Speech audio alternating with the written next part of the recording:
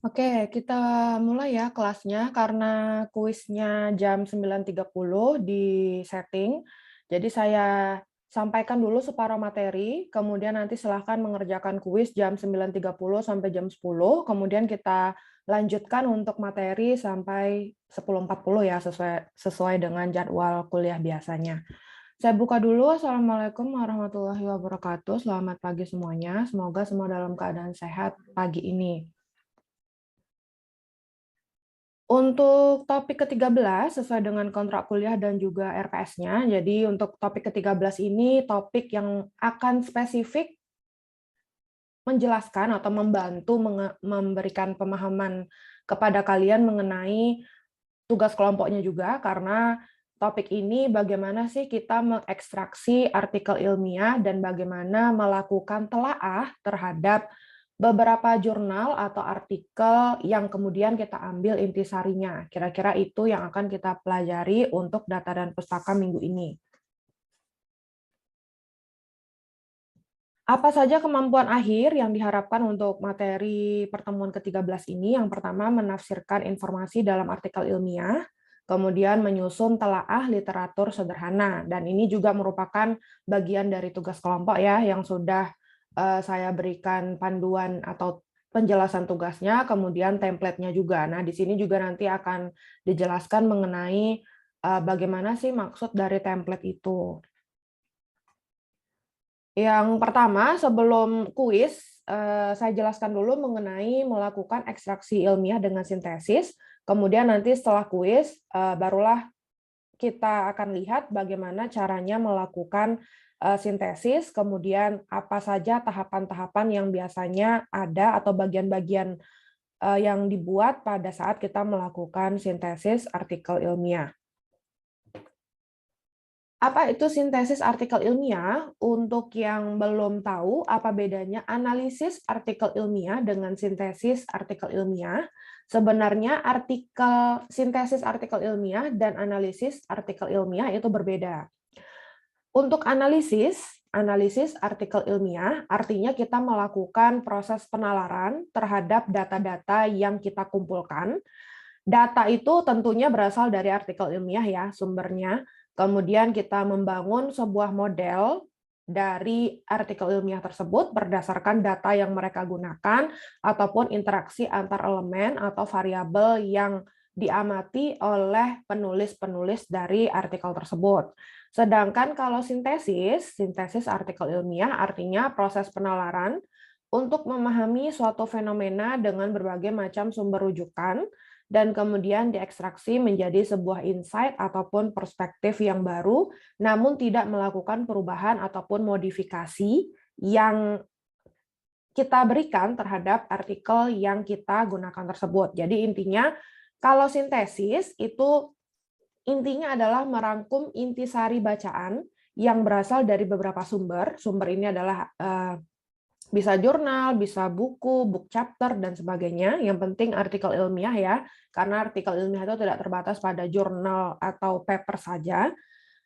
Dan kemudian dari kita melakukan sintesis tersebut, kita menganalisa dan menginformasikan kepada pembaca. Di sini pembacanya kalau untuk tugas kelompok adalah dosen ya. Jadi nanti kalian melakukan sintesis artikel ilmiah, kemudian akan dibaca oleh dosen dan kemudian diberikan nilai seperti itu. Kalau konteksnya umum, berarti kalian melakukan sintesis untuk pembaca. Pembaca itu adalah teman-teman yang dari jurusan yang sama mungkin, atau peneliti dari jurusan yang sama, atau masyarakat umum, kira-kira begitu.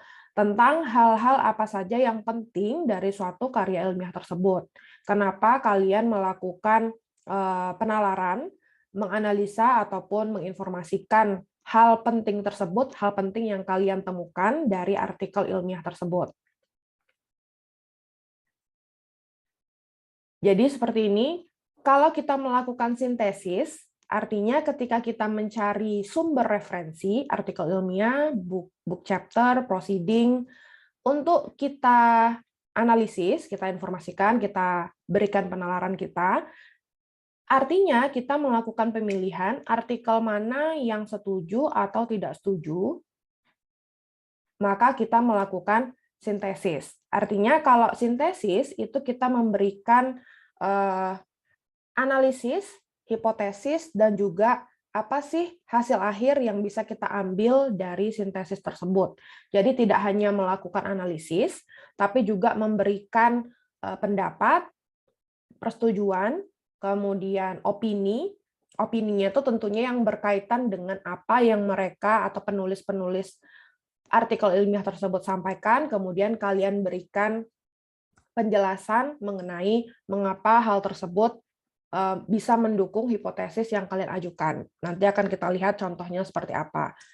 Menulis artikel ilmiah membutuhkan sintesis dari sumber-sumber yang tersedia untuk memberikan wawasan baru atau perspektif yang berbeda ke dalam topik yang sedang ditulis. Artinya, ketika kita membuat sebuah karya tulis, ketika kita memutuskan untuk membuat project atau memiliki sebuah ide atau inovasi yang akan dikembangkan, artinya kita perlu melakukan sintesis. Kenapa? Karena kita perlu tahu dulu apakah ide kita ini sudah ada yang menggunakan atau membuat atau bahkan sudah ada produknya dan sebagainya. Artinya kita perlu mengetahui atau melakukan yang namanya literatur review. Literatur review itu tidak hanya sekedar menulis kemudian membaca ya lebih tepatnya bukan menulis, karena kan kita hanya membaca kemudian menulis rangkuman-rangkuman penting dari artikel tersebut. Itu adalah proses analisis. Tapi kalau sintesis, biasanya di dalamnya itu ada proses kita belajar. Belajar kemudian, oh ternyata penulis ini mengatakan seperti ini, penulis ini hasilnya seperti ini. Kenapa seperti ini?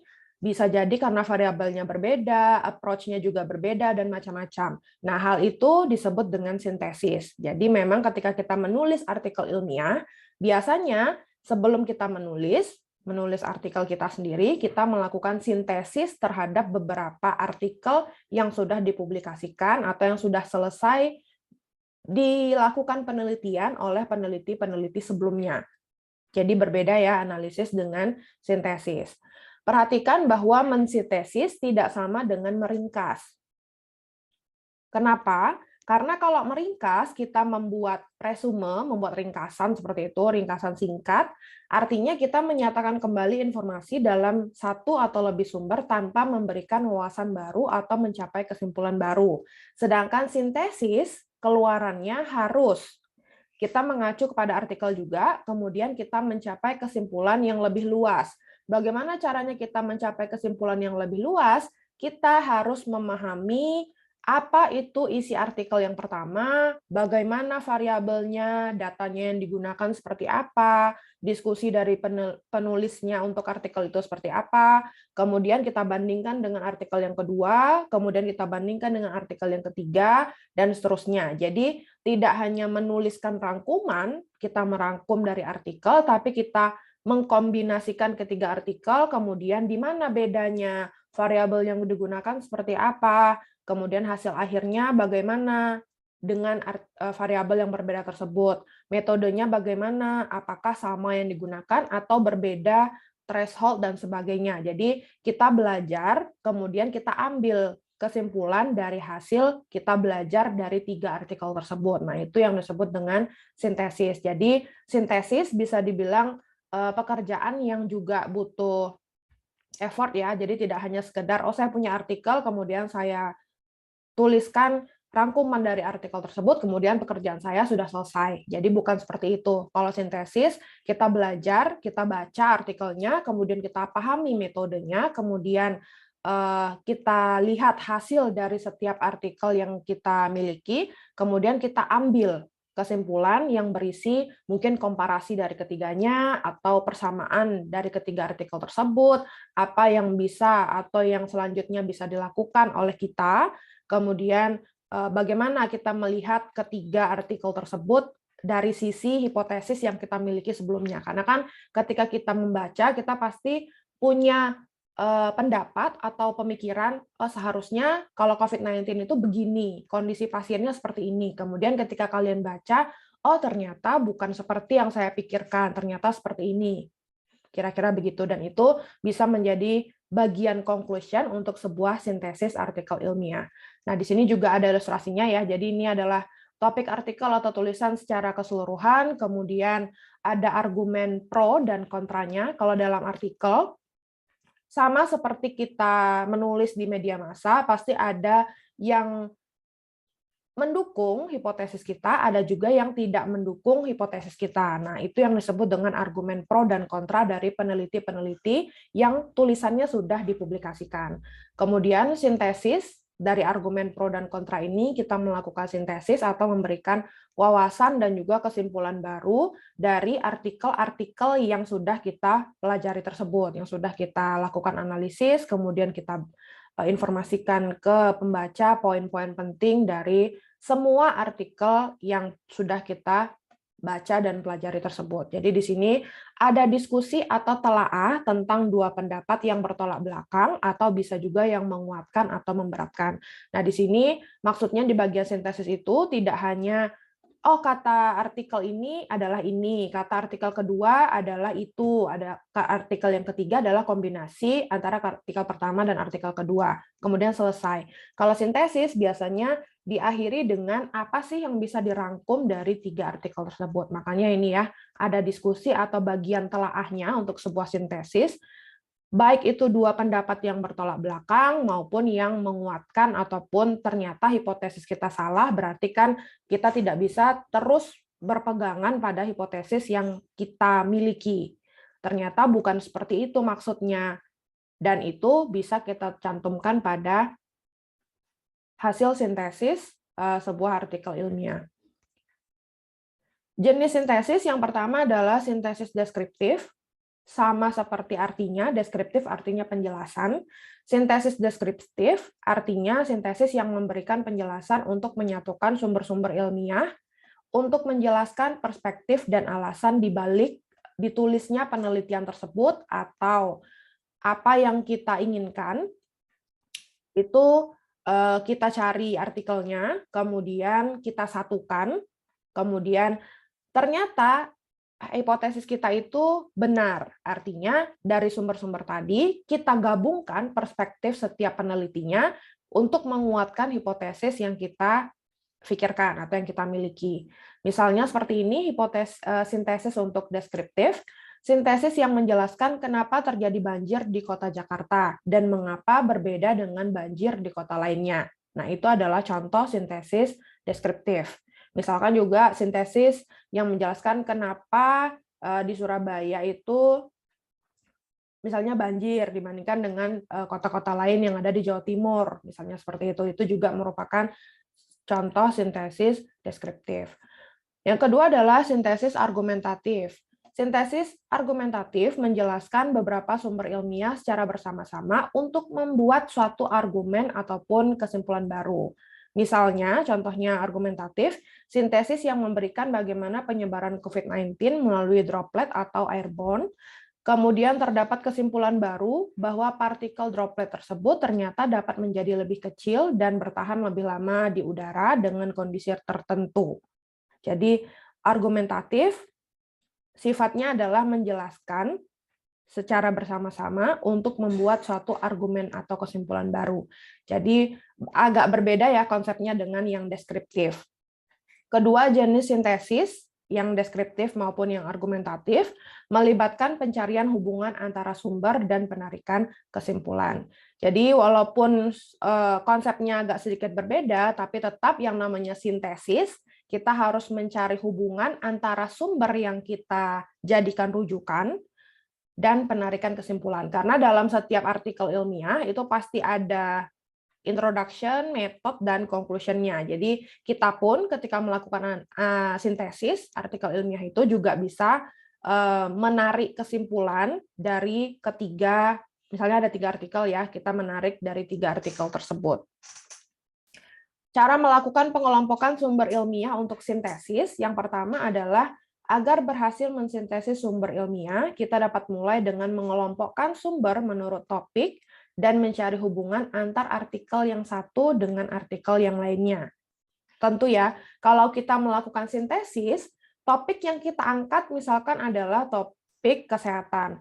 Maka ketiga artikelnya itu biasanya akan berhubungan dengan kesehatan. Bukan yang satu kesehatan, yang satu manajemen, yang satu ekonomi. Kecuali topik besarnya itu adalah kita ingin mencari tahu bagaimana hubungannya kesehatan, contohnya COVID-19, dengan perekonomian yang ada di UMKM atau di Surabaya atau di Jawa Timur, di Indonesia, dan seterusnya. Itu bisa, boleh.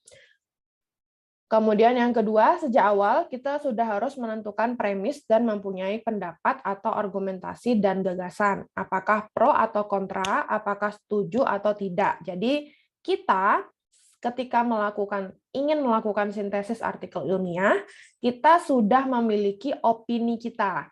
Opini bisa berupa hipotesis ya. Argumentasi kita itu seperti apa terhadap topik yang kita cari. Pro, kontra, setuju, tidak setuju, di tengah-tengah, dan sebagainya. Misalnya, ketika kita memiliki pendapat pro dan kontra untuk mendorong makan dengan gizi sehat dan seimbang pada anak-anak, kita diharapkan memisahkan sumber artikel ilmiah untuk menemukan mana yang pendapat ilmiah yang setuju satu sama lain dan mana yang tidak setuju. Jadi, ketika kita sudah menentukan topiknya, kemudian kita sudah punya hipotesis kita, ketika kita mencari, minggu kemarin ya, bagaimana mencari artikel ilmiah, kita dari membaca abstraknya atau conclusion-nya artikel ilmiah tersebut kan kita bisa tahu apakah artikel ini condong ke arah setuju atau tidak setuju. Kemudian kita buatlah semacam folder begitu ya, folder yang setuju dan yang tidak setuju. Nah, di situ kita taruh artikel yang akan kita lakukan sintesis, baik untuk yang tidak setuju maupun yang setuju. Kemudian, setelah memiliki gagasan yang baik tentang apa yang dikatakan sumber-sumber tadi, baik yang setuju maupun yang tidak setuju, kita diharapkan membuat paragraf baru. Jadi ada satu paragraf baru yang keluar setelah kita melakukan membaca, menganalisis, dan menuliskan kembali dari 3 artikel atau 5 artikel atau 6 artikel yang ada yang setuju dan ada yang tidak setujunya. Kita buat paragraf baru untuk mengakui sumber yang berbeda dan menyoroti bagaimana kesimpulan yang bisa kita ambil dari berbagai pendapat tersebut, baik yang setuju maupun yang tidak setuju. Artinya, ketika kita membaca artikel ilmiah, tadi ada yang setuju, ada yang tidak setuju, kemudian kita buatkan kesimpulan, satu paragraf akhir sebagai paragraf kesimpulan dari banyak artikel yang sudah kita lakukan analisis dan juga kita dapatkan poin-poin penting dari artikel tersebut. Apakah menjawab hipotesis kita tadi atau tidak? Syarat untuk melanjutkan sintesis, berikut adalah beberapa hal yang perlu diingat. Yang pertama, jangan memaksakan hubungan antar sumber ilmiah jika tidak ada. Tidak semua sumber ilmiah harus kita lengkapi. Itu betul. Jadi ketika kita punya artikel ilmiah, ketika tidak ada statement yang dikeluarkan oleh peneliti, kita tidak boleh menambahkan statement tersebut. Jadi jangan memaksakan hubungan antar sumber ilmiah kalau misalnya tidak ada. Jadi kalau misalnya tidak dibahas dalam artikel tersebut, berarti memang tidak dikonsider penting oleh si penulisnya. Jadi kita tidak boleh, oh ini ternyata ada hubungannya antara artikel A dan artikel B. Padahal tidak ada. Variabel yang digunakan berbeda, pendekatan yang digunakan berbeda, metode yang digunakan berbeda. Jadi tidak boleh kita sangkut pautkan. Karena tidak ada yang sama dari kedua artikel tersebut. Maksudnya seperti itu untuk poin yang pertama. Kemudian yang kedua, lakukan pemilahan untuk menyoroti hubungan antar sumber dengan cara yang sangat jelas, misalnya lewat variabel, lewat metode, lewat pendekatan yang dilakukan, misalnya kuesioner, menyebarkan kuesioner, kemudian respondennya sama. Nah, itu adalah hubungan antara sumber yang bisa kita soroti. Cara mengambilnya lewat mungkin wawancara dengan narasumber ahli X. Yang satu juga menggunakan pendekatan metodenya itu wawancara dengan narasumber ahli Y. Nah, itu boleh kita soroti hubungan antara sumber yang digunakan dari setiap artikel ilmiah yang kita lakukan sintesis. Kemudian yang ketiga, jangan abaikan outlier, pendapat atau argumen yang mungkin sangat ekstrim berbeda dalam sumber yang kita pilih. Dalam pengolahan data, outlier boleh kita masukkan, boleh kita keluarkan. Dan rata-rata memang outlier itu agar tidak mengganggu hasil penelitian secara signifikan, biasanya outlier itu dikeluarkan. Jadi tidak diikutkan dalam pengolahan data. Kalau dalam sintesis, outlier tidak boleh diabaikan. Kadang-kadang yang menunjukkan hasil sintesis itu berbeda, dan itu adalah hal yang dapat menjadi pijakan untuk penelitian berikutnya. Outlier itu diikutkan dalam sintesis. Jadi semacam ada pertimbangannya untuk outlier. Oh, kalau misalnya seperti ini, ternyata mungkin saja hasilnya berbeda. Nah, itu akan menyebabkan atau memberikan kita ide untuk penelitian selanjutnya. Karena kan memang penelitian kan tidak boleh berhenti ya. Jadi salah satu cara untuk mendapatkan ide atau inovasi untuk penelitian baru adalah lewat sintesis, terutama yang bagian mengabaikan outlier, jangan mengabaikan outlier seperti itu ya. Jadi outliernya itu tetap diikutkan atau dipertimbangkan ketika kita melaksanakan sintesis artikel ilmiah. Kemudian yang keempat, penting untuk mencatat setiap perspektif, bahkan yang tidak setuju dengan kesimpulan Anda yang lebih luas. Sama seperti outlier ya. Jadi untuk sintesis, semua pemikiran penulis, semua pendapat penulis yang tertera pada artikel ilmiahnya harus kita pertimbangkan. Bisa menjadi suatu tolak ukur ataupun pijakan pada saat kita menuliskan paragraf baru yang isinya conclusion atau kesimpulan. Bisa juga sebagai future work, pada kesimpulan kan biasanya di kalimat terakhir itu adalah kalimat yang menyatakan dengan demikian maka bisa kita lakukan di masa mendatang, penelitian di masa mendatang yang akan berkaitan dengan ini. Nah, biasanya yang berkaitan dengan ininya itu adalah outlier, salah satu bagian dari outliernya. Kemudian kenapa sih penelitian itu tidak diikutkan atau tidak disetujui oleh peneliti sebelumnya? Itu juga bisa menjadi dasar bagi kita melanjutkan penelitian tersebut. Contoh sintesis seperti ini ya. Contoh pertama adalah sintesis yang tidak tepat. Nah, kenapa? Silahkan dibaca ya paragrafnya. Karena pada paragraf pertama ini, paragraf pada contoh pertama, paragraf dimulai dengan satu ide, kemudian secara drastis bergeser ke yang lain. Jadi kesinambungannya itu kurang atau tidak ada seperti itu ya. Jadi karena drastisnya tadi, sehingga seolah-olah berpindah dari satu ide ke ide yang lain. Daripada membandingkan sumbernya, penulis hanya menjelaskan isinya. Hal ini menyebabkan paragraf agak menyimpang atau berbelok ya ke arah yang berbeda di akhir paragraf atau kesimpulan, sehingga kesimpulannya pun tidak bisa kita dapatkan yang benar-benar apa sih yang kita harapkan dari sintesis ini. Jadi istilahnya masih mengambang karena pendekatan yang kita lakukan ketika membuat sintesisnya juga tidak benar, maka hasil kesimpulannya nanti juga masih kurang mengerucut, kurang sip seperti itu. Kesimpulan yang diambil tidak didasari oleh penjelasan yang tepat. Tentu ya, kita punya kesimpulan, pasti ada penjelasannya terlebih dahulu. Kemudian, untuk contoh kedua adalah sintesis yang tepat. Karena penulis menempatkan sumber yang berbeda dalam percakapan satu sama lain, daripada hanya menjelaskan isi sumber secara berurutan.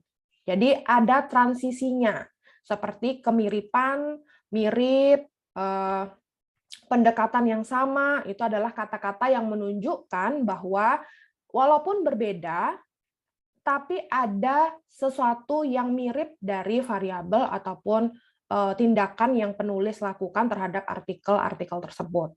Dan membuat hubungan antara sumber menjadi jelas dengan adanya kata-kata mirip, kemiripan, kalau dalam bahasa Inggris similarly ya, similarly, kemudian in addition, dan seterusnya, itu adalah kata-kata yang menunjukkan bahwa ada hubungan atau menjelaskan isi dari sumber secara berurutan, kemudian ada transisinya. Oke, nanti akan kita lanjutkan karena sudah 9.30. Silakan semuanya membuka kuisnya. Nanti jam 10 setelah kuis, karena kuisnya hanya 15 menit, nanti kembali lagi ke Zoom kalau mau meninggalkan Zoom. Nanti akan kita lanjutkan bagaimana contoh melakukan sintesis artikel ilmiah. Zoom-nya tidak saya close ya, jadi silakan mengerjakan learning masing-masing dari rumah dan tempatnya mengakses Zoom saat ini.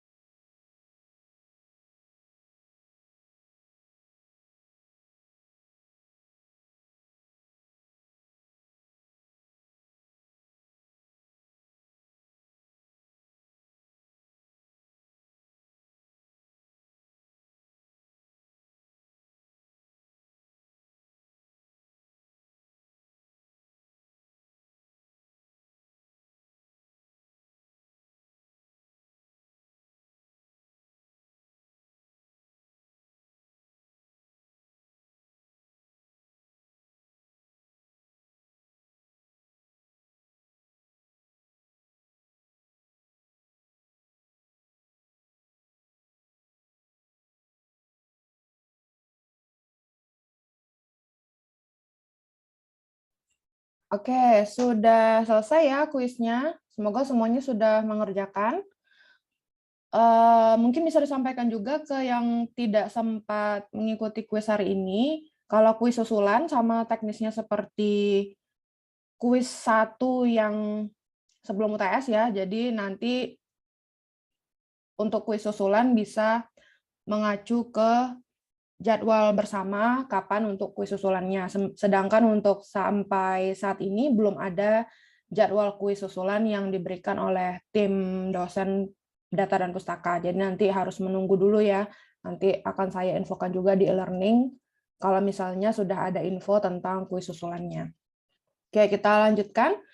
Untuk sumber acuan ketika kita melakukan sintesis ilmiah yang menjadi prioritas, ini berdasarkan urutan ya, karena memang ketika kita melakukan sintesis artikel ilmiah, itu biasanya kita melakukannya untuk jurnal ilmiah berkala atau peer review jurnal, baik itu jurnal dalam negeri maupun luar negeri, yang terakreditasi maupun yang tidak terakreditasi, selama sudah ada naungannya. Maksudnya naungan itu adalah apakah dia sudah punya publisher-nya yang akan menerbitkan jurnal tersebut, itu bisa digunakan sebagai sumber untuk sintesis artikel ilmiah. Kemudian yang kedua, buku teks atau bunga rampai atau handbook. Buku teks itu bisa buku ajar, buku referensi. Dua buku itu berbeda ya secara target maupun tujuan untuk buku ajar maupun buku referensi, tapi bisa digunakan untuk sintesis artikel ilmiah.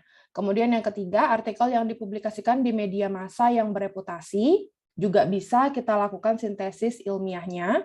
Kemudian yang keempat, laporan teknis atau working paper atau laporan penelitian, contohnya dari skripsi, tesis, ataupun disertasi. Jadi nanti ketika kalian melakukan atau membuat skripsi pun, adik tingkatnya kalian nanti bisa menggunakan skripsinya kalian sebagai acuan untuk penelitian yang akan dia lakukan. Juga termasuk ke dalam sintesis artikel ilmiah. Kemudian yang kelima, proceeding seminar atau konferensi ilmiah. Ini sebetulnya hampir sama seperti jurnal ilmiah berkala, tetapi memang batasan halamannya ini sedikit kalau untuk proceeding, makanya urutannya juga tidak pas di bawah jurnal ilmiah ya. Karena paper itu biasanya hanya kecil sekali novelty ataupun kebaruan yang ada di dalamnya, berbeda dengan jurnal ilmiah yang bisa sampai 10 lebih halaman, 20 bahkan 30 halaman untuk beberapa jurnal yang top tier. Kemudian yang keenam, korespondensi personal, misalnya via email, SMS, atau surat. Juga bisa dijadikan sintesis artikel ilmiah, misalnya ketika kita berkomunikasi dengan kolega kita di luar negeri tentang suatu masalah, kemudian mereka memberikan opini ataupun pendapatnya yang disertakan dengan bukti dukung, kemudian kita juga punya pendapat kita atau argumentasi kita, kemudian kita mencoba untuk menerjemahkan atau melakukan transkripsi dari pendapat kolega kita tersebut dengan pendapat kita, kemudian kita buatkan menjadi satu sintesis ilmiah. Nah, itu juga bisa kita lakukan. Asal tidak berupa opini yang tidak berlandaskan fakta ataupun data, seperti itu ya. Jadi kalau kita memang bertukar informasi, berkomunikasi, dan ada unsur data dan fakta pada email, SMS, atau surat tersebut, itu bisa kita jadikan sintesis artikel ilmiah juga. Ini ya, makanya urutannya itu di terakhir, karena memang biasanya ketika kita mau melakukan sintesis itu, kita itu biasanya mempublikasikan dulu. Jadi makanya prioritas dari akademisi, peneliti, itu biasanya ketika ada temuan baru, itu dipublikasikan dulu. Jatuhnya kan nanti ke yang nomor 1. Tidak sekedar korespondensi. Karena kalau sekedar korespondensi, ini bisa jadi berbahaya. Karena ketika orang lain nanti mendapatkan informasi tersebut, mereka akan publikasi duluan, mereka akan mengklaim kalau hal itu adalah miliknya mereka. Jadi nanti jatuhnya seperti ada dua hal yang sama dipublikasikan, nah hal itu akan menjadi masalah ya untuk ranah penelitian dan publikasi, karena tidak boleh sama ya kalau untuk penelitian, harus ada kebaruan ataupun novelty yang baru bisa dipublikasikan dan dibaca oleh masyarakat umum. Kemudian kita lihat bagaimana contohnya telaah literatur sederhana atau mini literatur review yang menjadi tugas kelompok kalian. Semoga sudah ada yang mencoba melakukan telaah literatur review.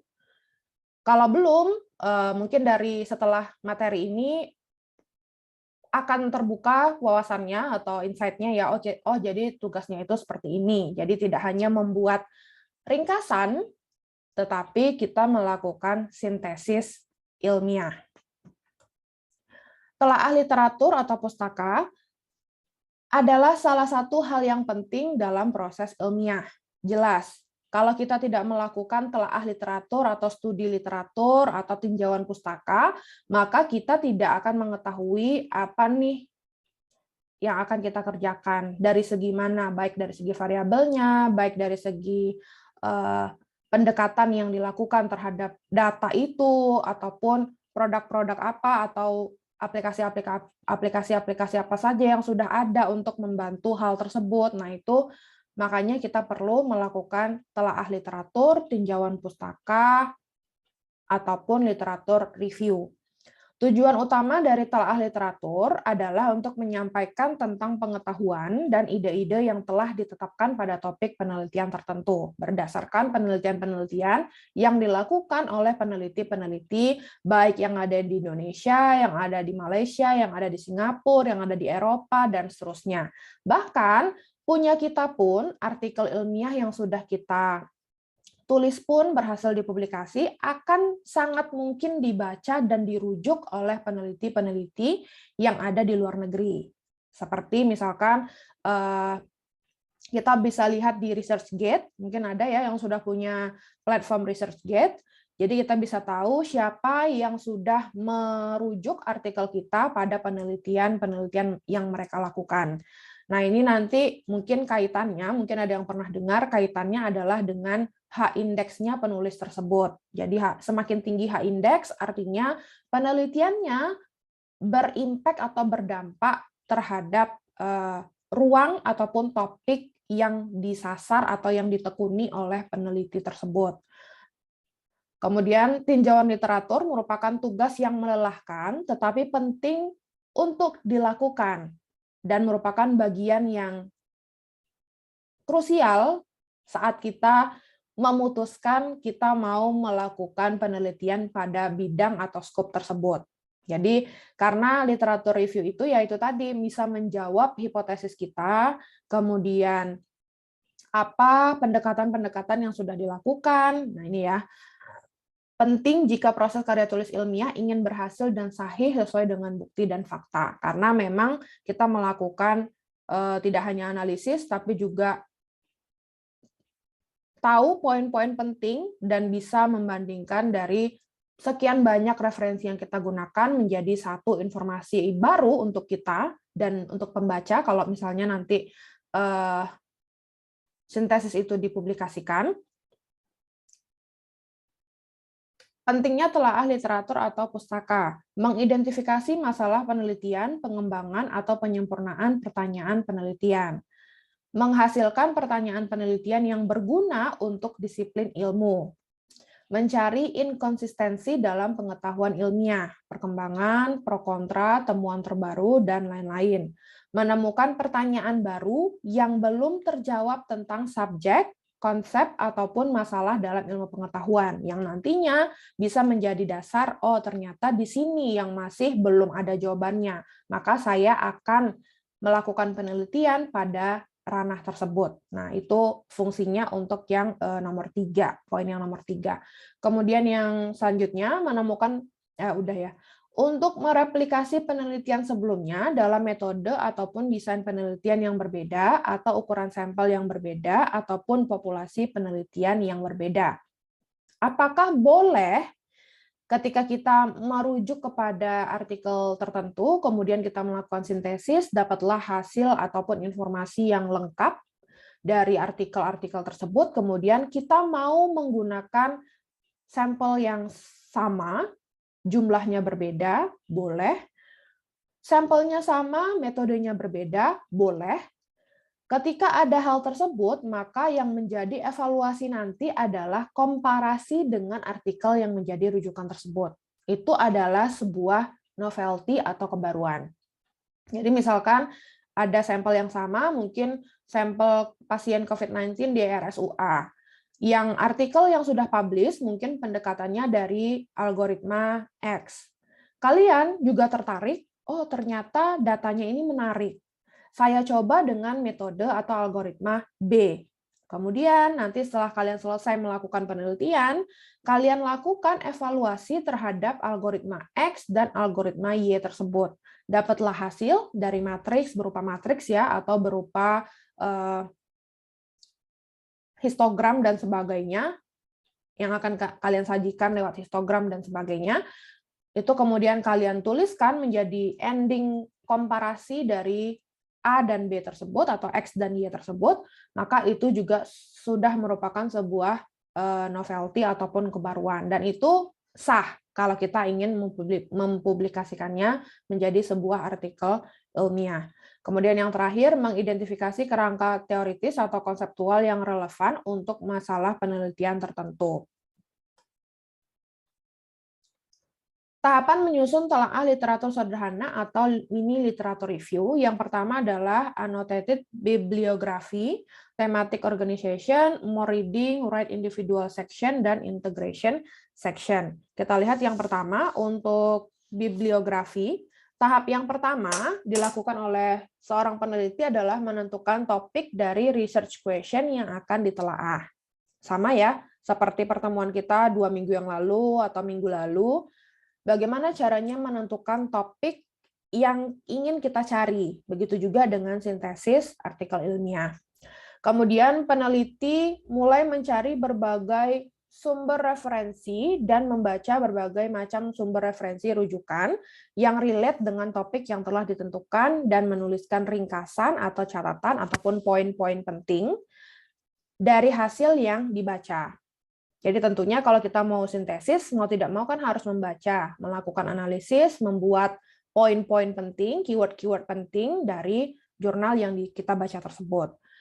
Hasil membaca dari semua literatur rujukan akan diberi tanda pada poin pin kunci yang saling terkait antara satu artikel atau jurnal yang kita baca dengan jurnal lainnya yang kita baca juga. Jadi, mana sih yang berkaitan? Apakah variabel yang sama-sama dilihat saat ini adalah variabel batuk, influenza, demam, dan sebagainya. Ketika kita membaca satu artikel lagi, ada juga poin kuncinya itu adalah batuk, influenza, dan mungkin mual atau nyeri seperti itu. Nah, itu juga bisa kita jadikan poin pin kunci untuk artikel yang kedua. Kemudian yang ketiga ada batuk, influenza, demam, dan sebagainya. Itu juga bisa kita jadikan keyword penting untuk artikel ketiga. Kemudian kita bandingkan poin kunci dari artikel pertama, artikel kedua, dan artikel ketiga. Maka akan ketemu batuk, influenza atau pilek, demam misalkan, dan seterusnya. Jadi akan ada keterkaitan antara artikel pertama, kedua, dan ketiga. Kemudian penelaahan sumber referensi baru akan dibutuhkan setelah pemberian tanda pada poin-poin kunci untuk mengembangkan kedetailan sumber referensi. Ini adalah contoh mengekstraksi literatur. Ini sama dengan template di Excel yang sudah saya share juga di e-learning pada tugas mini literatur review. Artikelnya ada template-nya ya. Nah, template-nya seperti ini.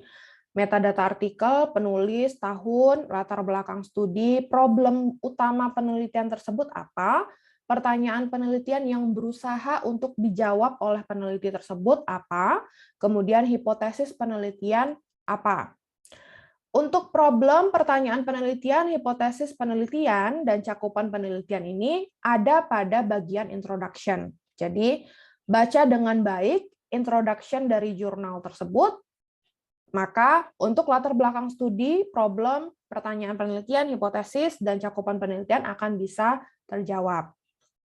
Kemudian desain penelitian, karakteristik sampel, variabel yang diteliti, dan bagaimana mengukur variabel tersebut, teknik analisis data, dan temuan penelitian akan nampak pada bagian metode atau metodologi dan experimental result atau result. Karena temuan penelitian ini kita dapatkan setelah bagian ketiga biasanya. Metodologi kan metode itu bagian ketiga, kemudian ada experimental atau result, kemudian discussion hasil dari metode dan result-nya. Jadi bisa dibaca pada bagian tersebut kalau kita menggunakan jurnal. Kemudian pembahasan juga bisa kita dapatkan dari discussion. Kalau misalnya masih bingung apa discussion, inti dari discussion, bisa lihat di conclusion. Biasanya kalimat-kalimat awal pada conclusion adalah kalimat untuk mendetailkan atau meng-highlight apa sih hasil dari penelitian ini. Maka bisa diambil ya, tidak semua conclusion, karena conclusion itu kan sifatnya adalah menggeneralkan semua hasil penelitian, tapi untuk hasil temuan pembahasan itu bisa kita temukan paling tidak pada 1-2 kalimat yang ada di conclusion. Tentunya yang lebih detail, kalau kalian ingin mendapatkan pembahasan yang lebih detail pada penelitian, itu kita dapatkan dari discussion. Ada inkonsistensi dan limitasi. Untuk limitasi tentu akan di-state oleh beberapa peneliti, walaupun tidak semua ya, tadi memang ada sebutan di slide sebelumnya itu, tidak semua peneliti akan lengkap menyajikan pada pembahasan, dan kita tidak boleh menambah, karena bukan kita yang melakukan penelitian tersebut. Nah, ini adalah contoh bagaimana cara mengisi template ini. Ini ya, misalnya penulisnya adalah Alvarez, tahun 2018, problemnya, untuk problem penelitian, transgression. Kemudian pertanyaan penelitiannya, social media reduce the occurrence of hostile comment, hate speech, hipotesisnya. Silahkan dibaca ya, saya membaca, kalian juga membaca. Kalau nanti ingin tahu detail papernya, silahkan di-download, ini artikelnya, Alvarez, Normative Change dan Culture Hate. Oh, ini tentang sociological review. Jadi untuk anak-anak yang dari sosiologi mungkin akan lebih bisa untuk membuat sintesis artikel ilmiah ini. Karena memang sebetulnya sintesis artikel ilmiah ini kalau tidak fokus pada skop atau bidang yang kita sukai atau yang kita kalian ya kuliah di prodi apa, mungkin akan sedikit sulit. Karena mungkin ada beberapa term atau frasa yang tidak kalian mengerti. Jadi hati-hati ketika memilih topik dari sebuah artikel ilmiah untuk dilakukan sintesis. Sintesis, apakah ketika kita memilih untuk menggunakan artikel internasional atau artikel luar negeri, kita juga harus membuat sintesisnya dalam bahasa Inggris, tidak harus dalam bahasa Inggris. Jadi kan tugas artikel kalian, artikel reviewnya kan ada 2 artikel Inggris, 1 bahasa Indonesia ya. Apakah membuat literatur reviewnya itu juga dalam bahasa Inggris? Saya tidak mewajibkan membuat dalam bahasa Inggris. Kalau bisa silahkan untuk yang 2 artikel bahasa Inggris. Asal ketika menuliskan sintesisnya ini, bagian dari sintesisnya yaitu latar belakang, metodologi dan pembahasan, tidak dicampur-campur bahasanya. Jadi putuskan mau pakai bahasa Indonesia boleh, bahasa Inggris boleh, tapi tidak dicampur antara bahasa Indonesia dengan bahasa Inggris. Jadi seperti ini ya, ini yang melakukan sintesis memutuskan untuk menggunakan bahasa Inggris, maka sintesisnya full dalam bahasa Inggris. Ini juga ada, jadi sama seperti ini, artikel ini, ketika kita buka artikel baru, nih, gadget addiction dan effect sleep habit, stress, physical activity to obesity, Ini ada artikelnya, kemudian cara untuk melakukan sintesisnya juga sama seperti ini, karena rata-rata template-nya memang seperti ini. Jadi latar belakangnya bagaimana, metodologinya bagaimana, dan pembahasannya itu bagaimana. Kemudian dari beberapa artikel, nanti setelah kita lakukan ini, kemudian kita buat satu paragraf di akhir untuk merangkum dari artikel-artikel yang sudah kita buatkan list atau detail informasi seperti ini. Thematic organization, pada tahap ini peneliti mengorganisasikan poin atau tema kunci yang telah dilakukan pada tahap sebelumnya. Peneliti mengorganisasikannya dalam tema yang saling berelasi, subtema, atau subkategori. Jadi, misalkan kita mau mengorganisasikan poin atau tema kunci yang ranahnya kesehatan, maka kita bisa mengelompokkan ruang lingkup populasi yang sama, misalnya pasien COVID-19. Kemudian jurnal yang satunya juga pasien COVID-19, yang satunya lagi juga pasien COVID-19. Boleh. Kemudian studi desain yang sama. Studi desain yang sama itu misalkan dilakukan pada negara X atau lab X, misalnya seperti itu. Kemudian variabel yang diteliti juga sama. Apakah faktor genetik, faktor orang tua, dan sebagainya, itu adalah contoh dari variabel yang sudah kita pelajari juga ya sebetulnya sebelum UTS, atau yang lainnya. Jadi ada poin atau tema kunci yang menjadi fokus kita. Kemudian peneliti menyusun koherensi antar tema atau literatur menjadi lebih spesifik dan mempunyai kedekatan kesimpulan penelitian. Ya, koherensi antar tema yang kita putuskan untuk kita lakukan sintesis artikel ilmiah tersebut. More reading, pada saat proses mengorganisasikan tema ditemukan kondisi kekurang detailan sumber referensi, maka peneliti akan mencari literatur lain yang lebih spesifik. Kita tidak boleh menambahkan berdasarkan opini kita terhadap satu artikel yang sedang kita baca, ternyata ketika kita sudah selesai membaca masih ada yang kurang nih, yang belum dijelaskan oleh penelitinya. Maka cara lainnya, kita mencari satu artikel lagi yang mirip, yang juga membahas hal yang sama, tetapi lebih lengkap atau ada variabel ataupun hal lain dari artikel tersebut yang bisa kita adopt. Bukan kita menambahkan ide kita pada artikel yang tidak memiliki atau kurang detail informasinya tersebut. Dalam proses pengelompokan ditemukan referensi yang kurang relevan sehingga di-exclude dari list. Hasil dari penelusuran kembali akan dilakukan pengelompokan ulang. Memang begitu ya, semakin banyak kita membaca artikel, maka pengelompokan akan terjadi berulang-ulang. Karena apa? Misalkan artikel pertama kita hanya punya 2 variabel, kemudian kita menambahkan artikel baru, ternyata ada variabel baru, maka kita kelompokkan lagi variabel baru tersebut. Kita baca lagi, ada variabel baru lagi, maka variabel tersebut kita kelompokkan lagi, dan seterusnya. Itulah yang dinamakan dengan penelusuran kembali, pengelompokan ulang. Write individual section. Pada tahap ini, peneliti mulai menulis hasil telaah pengelompokan yang sudah dilakukan dengan melakukan sintesa dari integrasi berbagai literatur tersebut. Kemudian, harus sudah dipastikan bahwa organisasi referensi yang telah dilakukan, setiap artikel memiliki saling berhubungan atau keterkaitan, dan antar tema mempunyai koherensi. Seperti yang saya sampaikan tadi, ada tema kesehatan, ada tema ekonomi, ada tema mungkin teknologi.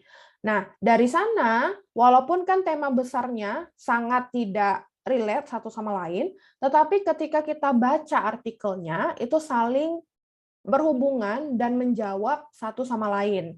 Jadi misalkan dengan adanya COVID-19, misalkan itu kesehatan, COVID-19, kemudian ternyata berpengaruh terhadap ekonomi, tidak hanya Indonesia, tapi juga dunia. Sekarang karena pembatasan tatap muka, interaksi langsung, adaptasi kebiasaan baru, muncullah berbagai teknologi yang dapat membantu memudahkan masyarakat menjalani kehidupan sehari-hari, itu dari segi teknologinya. Di sana, walaupun topik besarnya tidak ada hubungan antara satu topik dengan topik yang lain, tetapi dari segi isi, dari segi konten, ada koherensinya. Itu boleh kita lakukan sintesis artikel ilmiah tersebut. Karena kita bisa melihat dari segi kesehatan, bisa melihat dari segi ekonomi, kenapa COVID-19 itu sangat membuat atau dari pelaku UMKM atau dari pedagang atau pengusaha sangat merasakan efeknya. Kemudian dari segi teknologi, bagaimana teknologi sangat berkembang pesat. Industri 4.0 juga betul, dengan adanya COVID-19 semakin mempercepat. Kemudian hasil dari pengorganisasian ini tadi sudah saya jelaskan. Integration section, pada tahap ini peneliti sudah menyusun hasil telaah kritis dan sintesanya, kemudian mengintegrasikan dalam tulisan yang disusun dimulai dari introduction sampai dengan conclusion, serta menambahkan perspektif baru dari telaah peneliti, hasil dari kajian keterkaitan antar tema kunci secara terintegrasi pada setiap referensi. Jadi, ketika kita sudah membuat, ini ya, saya balik lagi ke sini, untuk satu artikel kita sudah ada satu sintesis seperti ini. Kemudian kita ada 3 artikel, misalkan kita kaitkan langsung dengan latihan tugas kelompok kalian ya, tugas mini literatur review-nya. Maka ada 3 ya tabel ini untuk artikel pertama, artikel kedua, dan artikel ketiga. Maka apakah tugas kalian sudah selesai? Belum. Sama seperti konsep yang sudah kita bahas di awal-awal slide tadi, kita melakukan integrasi dari artikel tersebut.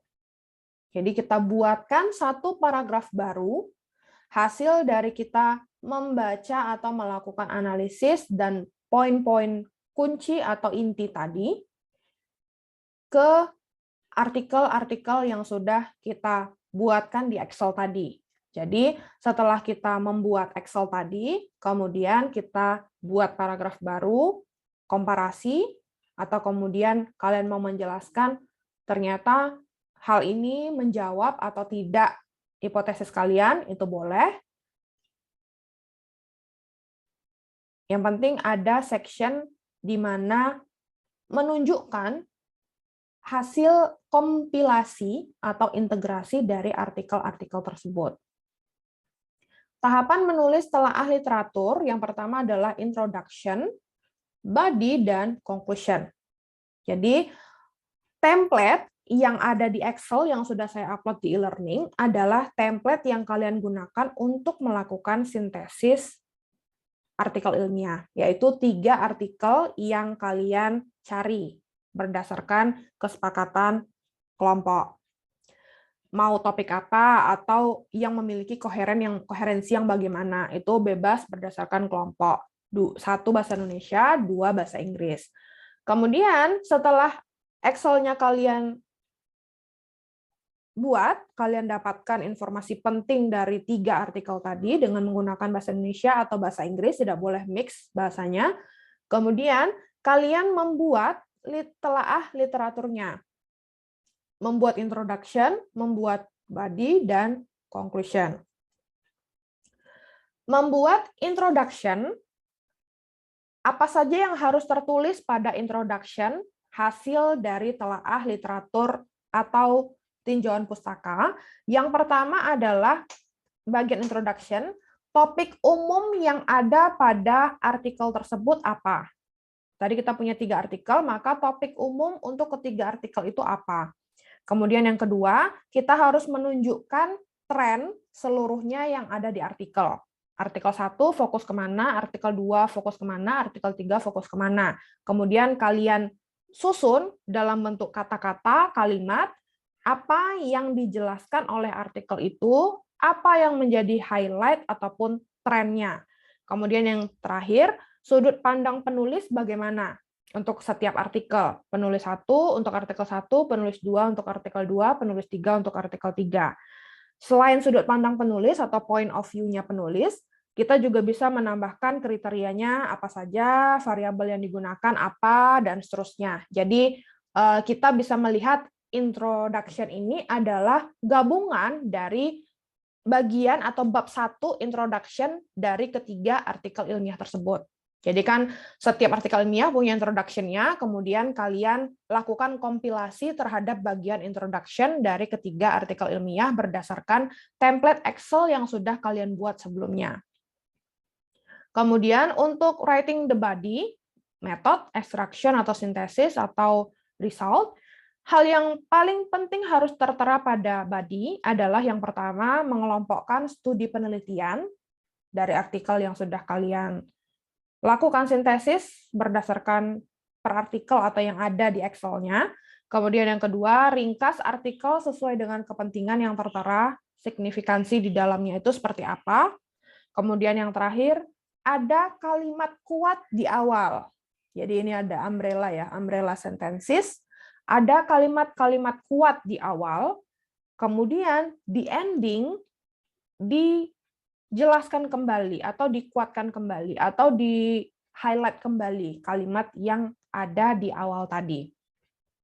Karena di sini berkaitan dengan metode ya. Metode itu merupakan hal yang paling krusial dalam sebuah penelitian karena di sana di state atau kita cantumkan seluruh hasil penelitian, bagaimana kita mendesain penelitian, maka hal ini di dalam sintesis artikel ilmiah juga merupakan hal yang krusial juga, yang penting.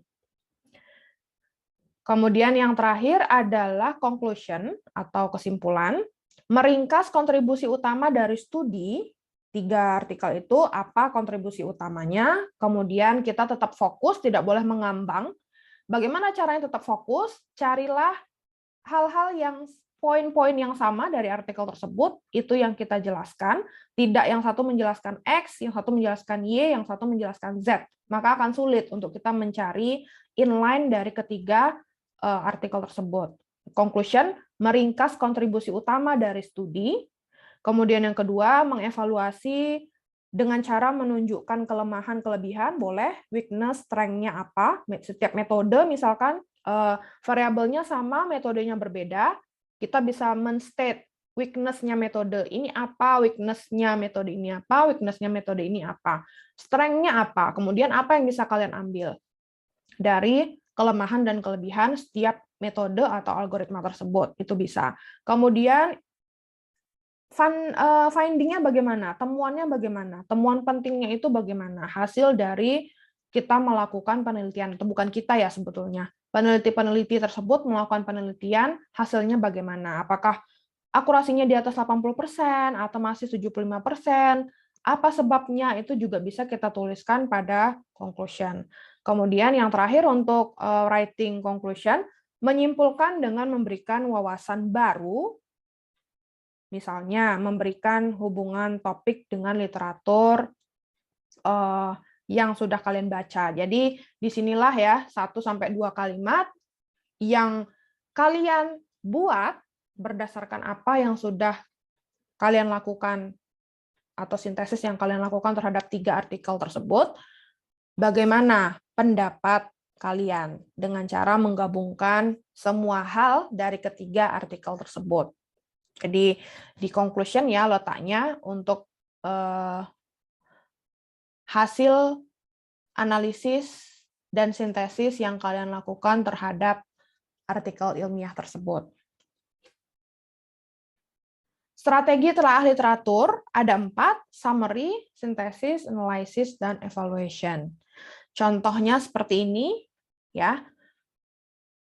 Ada 3 part utama pada saat kita menuliskan literatur review. Yang pertama adalah body, intro, body, kemudian conclusion. Nah, ini juga summary, evaluation, dan analysis dan sintesis. Ini ya, kalau kita mau menggunakan teknik ini. Kalau kita mau menggunakan strategi ini. Tapi kalau misalnya kalian sudah ahli, ya kan setiap orang berbeda-beda ya bagaimana caranya merangkum dan menganalisis, memberikan pendapat terhadap artikel ilmiah tersebut. Kalau yang biasa menggunakan summary, synthesis, analysis, evaluation ketika melakukan telaah literatur, maka bisa dengan menggunakan 4 poin ini. Jadi di sini adalah summary-nya, kemudian ini adalah evaluasinya, kemudian ini adalah analisis dan sintesisnya. Kalau misalnya kalian sudah bisa menggunakan langsung intro, body, dan conclusion, maka strategi ini sebetulnya sudah tercakup di dalam intro, body, dan conclusion.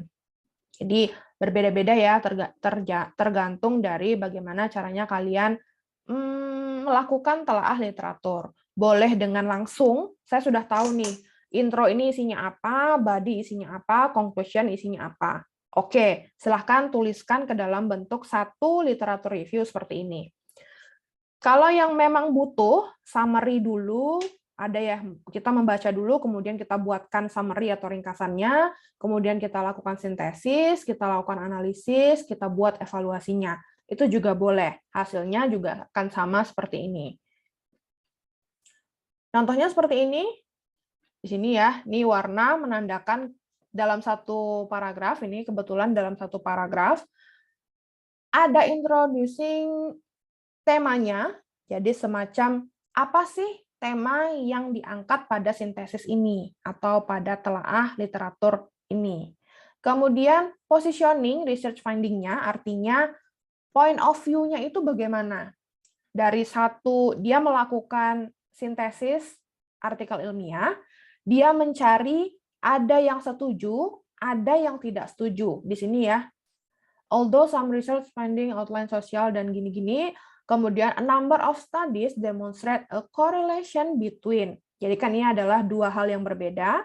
Artinya ketika dia melakukan telaah atau literatur review, ada dua positioning, yang satu setuju, yang satu tidak setuju, yang dia lakukan. Makanya muncul kalimat ini. Kemudian dia tunjukkan bukti konkretnya lewat example. Contoh konkretnya, bukti yang terstate pada artikel yang dia sintesis. Jadi ada sampelnya, example-nya. Ini contohnya study of both undergraduate dan graduate sampai sini ya, with academic performance. Kemudian ada satu kalimat untuk menutup stating the significance of research finding tersebut. Jadi this research studies have begun bla bla bla sampai tertiary student. Artinya ini adalah bagian dari ini analisis dan sintesis.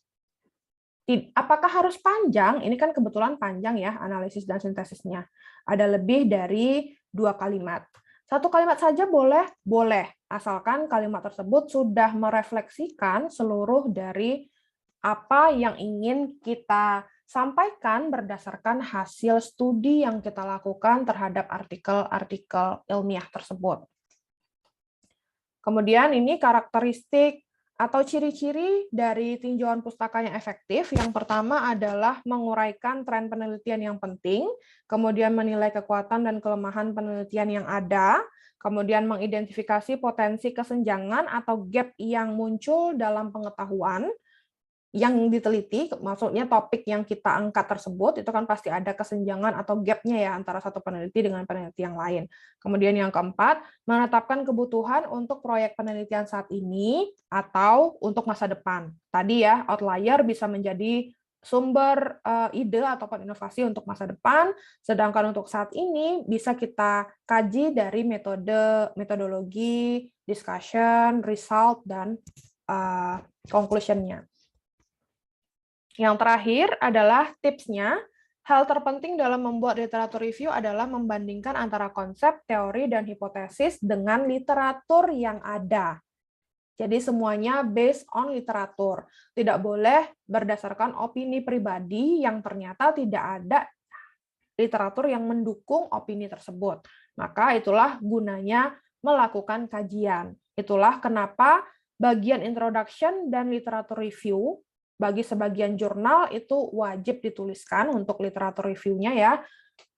Karena literatur review itu bisa menjadi acuan bagi reviewer atau yang melakukan ulasan sebelum diterima atau ditolak artikel tersebut, sedalam apa penulis melakukan studi literatur. Kalau sudah kuat literatur reviewnya, biasanya metodologinya sudah akan masuk akal.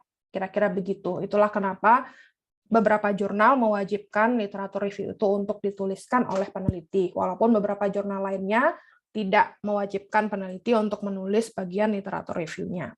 Kemudian yang kedua, kunci utama dari proses literatur review adalah melihat sebanyak-banyaknya literatur yang ada, tentunya dari topik yang sama ya, karena kalau kita dari topik berbeda-beda tentu tidak akan fokus ketika kita menuliskan literatur review.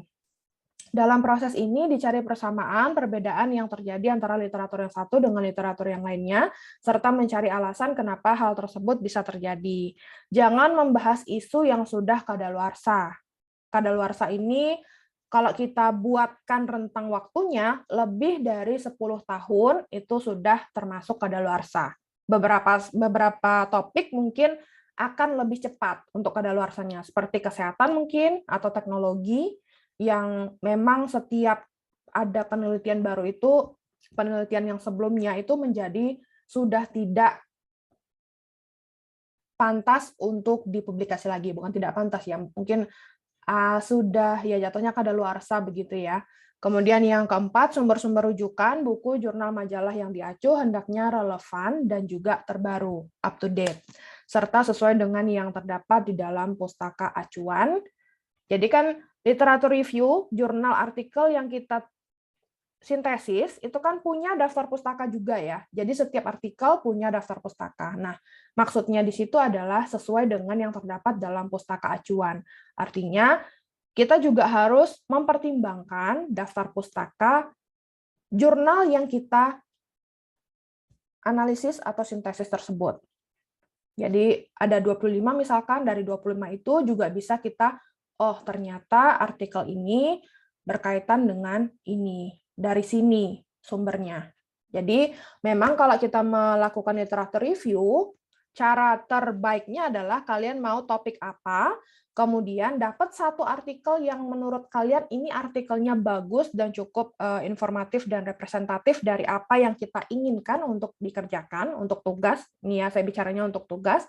Kemudian lihat referensinya atau daftar pustaka di halaman terakhir jurnal tersebut. Ambil atau pilih dari sekian banyak referensi atau daftar pustaka yang digunakan oleh satu artikel yang sudah kalian dapatkan ini, bisa menjadi 2 artikel atau tambahan 2 artikel baru, kemudian artikel yang kalian punya ini dengan tambahan 2 artikel baru tadi itu kalian lakukan komparasi, karena sudah pasti inline. Inline itu maksudnya karena penelitian itu berdasarkan daftar pustaka atau penelitian-penelitian yang tercantum pada referensis atau daftar pustaka yang digunakan oleh peneliti tersebut. Kira-kira begitu ya maksudnya untuk yang poin terakhir. Oke, ini ada quote, silakan quotes-nya dibaca sendiri. Kira-kira itu yang dapat saya sampaikan untuk pertemuan minggu ini, dan minggu depan adalah pertemuan terakhir ya kalau saya tidak salah, minggu ke-14 ya.